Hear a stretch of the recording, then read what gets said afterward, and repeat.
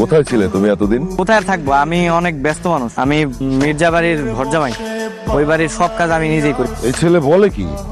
তুমি কে তুমি জানো না? তুমি শেহজাদ চৌধুরী, কারমা গ্রুপের 25% শেয়ার হোল্ডার। তুমি কিনা মির্জা বাড়ির থালা বাসন মাজো।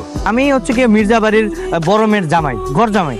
আমার পরিচয় এইটাই, আমার আর ডিস্টার্ব করে না, ঠিক আছে? বাবা, তুমি তোমার আদরের মেজামের পরিচয় জানো? জানলে তো তুমি আকাশ থেকে পড়বা। হয় ওই স্মাগলার, আর না হলে বড় কোনো অপরাধের সাথে। বাবা, তুমি এরকম একটা ছেলের সাথে আমাকে না জেনে শুনে কেন বিয়ে দিলে?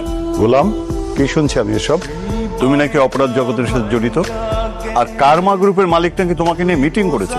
না না শ্বশুর আব্বা, আসলে ওদের মধ্যে একজনের চেহারা আর কি আমার মতো দেখতে, ওরকম হয়েছে আর কি।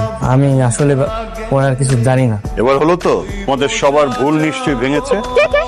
ম্যাডাম, আমি আগে আপনার স্বামী। এই, তোমাকে কি আমি স্বামী হিসেবে মেনে নিয়েছি? তুমি এই বাসার কাজের ছেলে, তুমি আমার এত কাছে এসেছো কেন? তুমি তোমার জায়গায় গিয়ে ঘুমাও, যাও। Hello madam. কোথায় তুমি? এই তো ম্যাডাম আইসা পড়ছি। আমার ফ্রেন্ডরা এখানে 1 ঘন্টা ধরে অপেক্ষা করছে, আর তুমি এখন আসতে পারো নাই? ম্যাডাম আর 5 মিনিট লাগবে, আমি আইসা পড়ছি। সরি ম্যাডাম, আমার একটু দেরি হয়ে গেল। হ্যাঁ, তুমি সাইকেল নিয়ে আসছো আমার ফ্রেন্ডদের রিসিভ করতে? তোমার কি মাথায় সমস্যা? এই লাগেজ পত্র তুমি কিভাবে নিবে সাইকেলে? তুমি গাড়ি নিয়ে আসো না কেন? একটা ট্যাক্সি নিয়ে আসতেছে। আপনারা একটু দাঁড়ান। এই কাজের ছেলেকে বিয়ে করতে তুই ভালোই যন্ত্রণায় আছিস। সরি, সাইকেল চালা আসছি তো, ওই কারণে একটু দেরি হয়ে গেছে। তোমার মতো একটা ছাগলকে বিয়ে করে আমার লাইফটাই হেল হয়ে গেছে। এর থেকে যদি আমি এই হোটেলের ম্যানেজারকেও বিয়ে করতাম, আজকে অন্তত আমাকে এভাবে অপমান হতে হতো না। আসসালামু আলাইকুম স্যার। স্যার, আপনার পদার্পণে স্যার আমাদের হোটেল ধন্য স্যার। স্যার, কোনো রুম লাগবে? একটু আগে না বললেন আপনাদের এই হোটেলে কোনো রুম খালি নেই?